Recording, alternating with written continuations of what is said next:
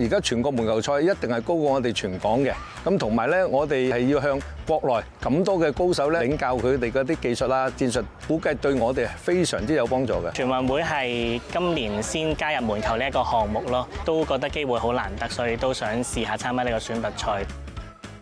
我撐全運會啊嘛，係公開大家有興趣去打門球啊，嘗試下去參加比賽，非常好啊！你全國嘛，你有膽先得㗎，知唔知啊？冇人肯有膽去參加㗎。